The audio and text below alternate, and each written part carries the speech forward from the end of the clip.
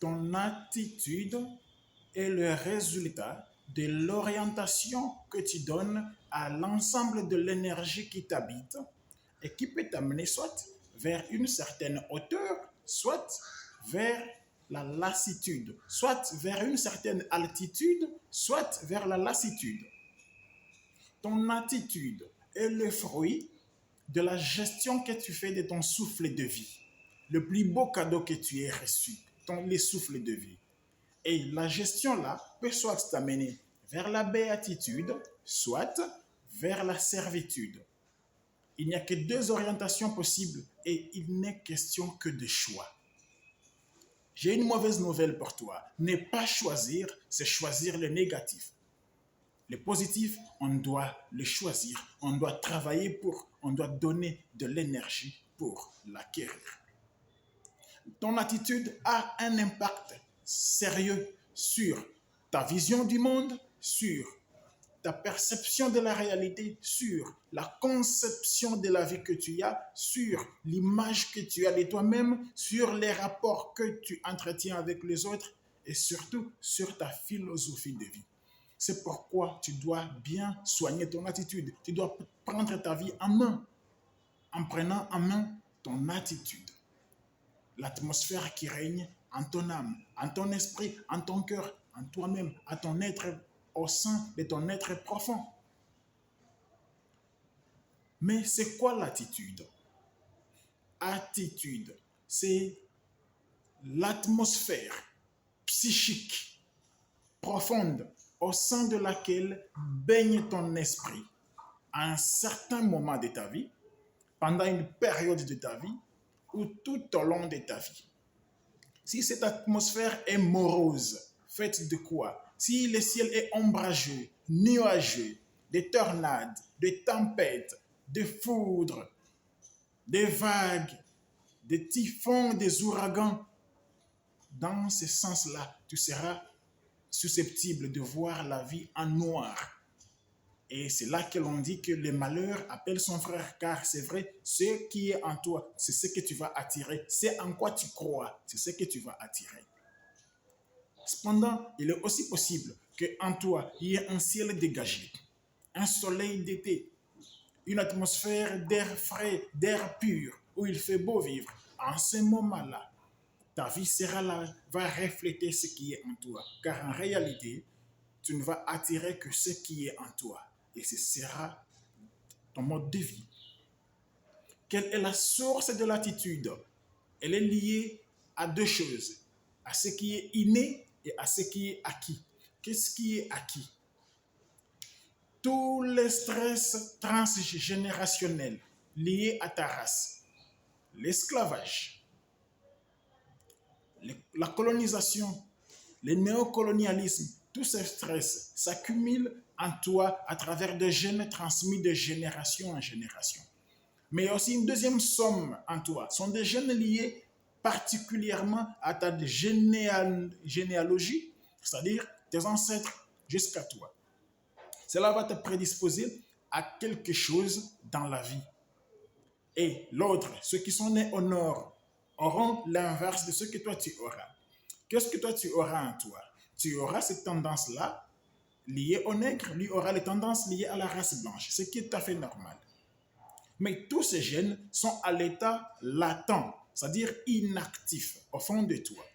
Selon le docteur Lipton, les 7 premières années, l'être humain passe à l'enregistrement, à l'accumulation, au téléchargement de tout ce qu'il y a autour de lui en vue de l'adaptation sociale. Tout ce qu'il entend, tout ce qu'il voit, tout ce qu'il ressent, tout ce qu'on lui fait ressentir, tout ce qu'on lui dit, tout ce qu'il vit, c'est-à-dire son vécu dans l'ensemble.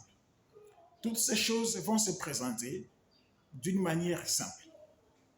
Chaque événement viendra soit affirmer ce qu'il a en lui, soit l'infirmer. Ça signifie quoi? Chaque événement viendra soit pour activer un gène, pour le confirmer, pour l'expliquer, pour le prouver, pour le démontrer, pour le corroborer, pour prouver exactement que ces gènes-là sont dedans et être actifs. Ce sont comme des lampes éteintes qui seront allumées au fur et à mesure par les événements vécus. Ainsi, ces jeunes décolonisés, ces jeunes d'esclaves, ces jeunes de néo-colonisés peuvent être activés juste par l'environnement au sein duquel va évoluer l'enfant, c'est-à-dire ce qu'on appelle l'hérédité sociale. L'enfant va se retrouver avec ces gènes actifs et développer les complexes d'infériorité inconsciemment et développer ce qu'on appelle les réflexes des dominés, les réflexes des soumis, la résignation et développer une certaine forme d'infériorité, de négligence, d'autonégligence et croire que l'autre est meilleur, croire que l'autre est supérieur et croire que l'autre est le dominé, ce qui n'est pas le cas. Heureusement, à part cela, à part l'activation de ces gènes-là, il reste une deuxième dimension. La personne vit par son entité particulière, sa nature, son esprit, via ce qu'il vient de se faire activer en lui, peut développer la résignation ou il peut développer la révolte. Avec la résignation, chaque affirmation, chaque événement qu'il a vécu, chaque événement se présente comme une affirmation, comme une confirmation de ces états-là du passé. Et les tout ensemble forment ce qu'il peut concevoir comme son destin et passer à la résignation. Tout comme chacun de ces événements, il peut les prendre comme étant inappropriés et à la fin former des raisons pour lesquelles il va se révolter pour changer le cours des événements. C'est ainsi que deux jumeaux évoluant exactement dans le même contexte, ayant subi la violence, les traumatismes, la brutalité, l'agressivité de la même manière, l'un va développer ses gènes et devient brigand, comme s'il devrait faire comme tout le monde le fait, comme si cela était la norme. L'autre devient policier afin de faire respecter la loi. L'un a su prendre les dessus. L'un s'est résigné, l'autre s'est révolté et il a pris le dessus. C'est une question d'attitude. C'est une question de la façon dont on conçoit la réalité. Et cela est lié à l'attitude de chacun. C'est la raison pour laquelle tu as encore le contrôle sur toi. Regarde un peu le Sud. Combien les gens, 95% je dirais même, sont prêts à abandonner tout et aller risquer encore tout en Occident juste pour qu'ils vivent en Occident. Se faire photographier devant la tour Eiffel et envoyer des photos, seulement ça. Parce qu'ici, on croira qu'il a réussi. Seulement ça. Certains sont convaincus que l'Afrique, c'est l'enfer et que l'Occident, c'est le paradis.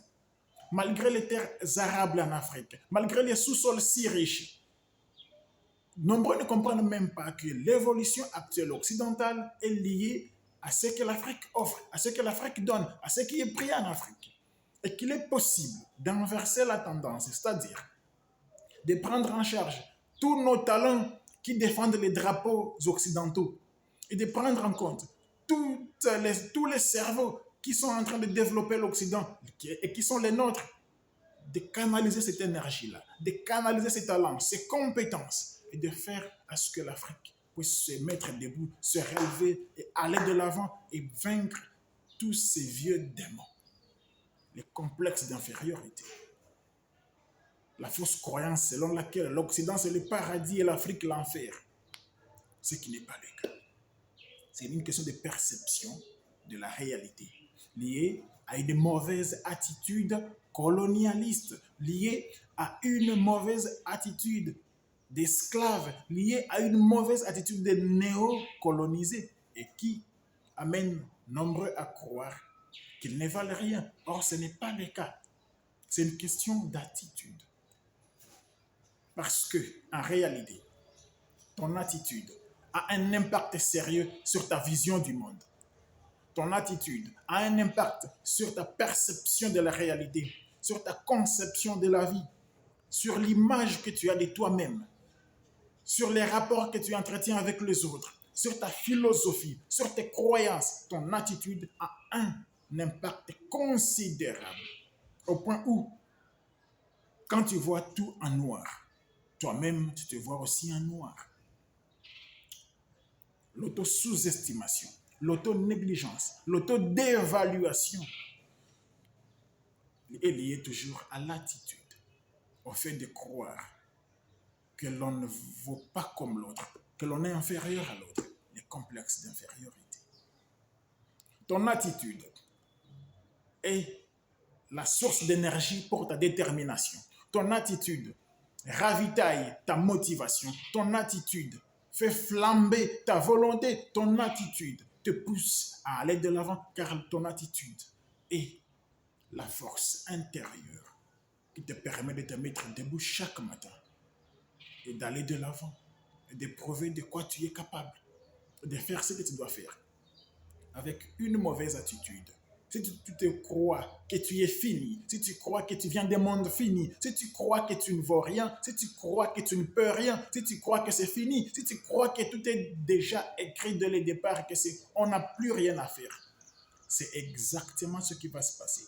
Car en toi, c'est ce qui se trouve et tu vas attirer ce en quoi tu crois. Parce que c'est comme ça la loi de la nature. Et tu diras, le malheur appelle son frère, comme d'habitude. Mais il te suffit de voir autrement les choses, que c'est encore possible, de te considérer, de voir, de te mettre dans une attitude telle que tu t'observes, tu t'analyses, tu te rendras compte que les nuages vont se dissiper, les fumées vont partir, les tempêtes prendront fin, les vagues finiront, les tornades vont partir, un soleil va se lever petit à petit en toi, ce qui te permettra de voir réellement qui tu es, ce que tu vaux, ce qui te permettra de contrôler l'ensemble de tes moyens, de découvrir l'ensemble de tes possibilités, ce qui t'ouvrira la porte car tu sauras comment agir, quand agir, où agir, car tu sauras réellement que tu peux y arriver, tu sauras réellement ce que tu vaux et tu sauras ce que tu peux. L'attitude et les résultats de l'orientation que tu donnes à l'ensemble de l'énergie qui t'habite. Quand tu orientes ton énergie vers le négatif, il t'attire le négatif. La lassitude. Quand tu orientes ton énergie vers le positif, vers ce que tu peux faire, il t'amène vers une certaine altitude. Car ton attitude, il est quoi? Il est le fruit de la gestion que tu fais de ton souffle de vie. Le plus beau cadeau que tu aies reçu, le souffle de vie. Quand tu l'orientes vers le positif, il t'attire le positif. Tu as la foi, tu as la persévérance, tu as de l'optimisme, tu crois en toi-même, car tu te vois tel que tu es, car tu es dans un état où tu peux comprendre, tu peux voir et tu peux recevoir. Ton attitude est la chose sur laquelle tu dois travailler pour changer ta vie. Ton attitude te permettra de te voir dans toute ton étendue, de voir la vie dans sa réalité, de comprendre les réalités telles qu'elles sont, pas telles que tu le crois, pas telles que ton subconscient veut te le faire comprendre, pas telles que les gènes de l'esclave, du colonisé, du néocolonisé te font voir, mais tel qu'un homme libre, un homme affranchi peut le voir. Et tu comprendras de quoi tu es capable. Et là, tu sauras ce que tu peux faire. Car là, tu as toute ta tête, tu peux concevoir, tu peux voir ce que tu as comme rêve, tu peux vous faire des objectifs, tu peux les traduire en un plan d'action et tu peux choisir des actions à poser pour sa réalisation et tu les réaliseras et tu comprendras que tu es extraordinaire. Juste en changeant d'attitude. Prends bien soin de toi.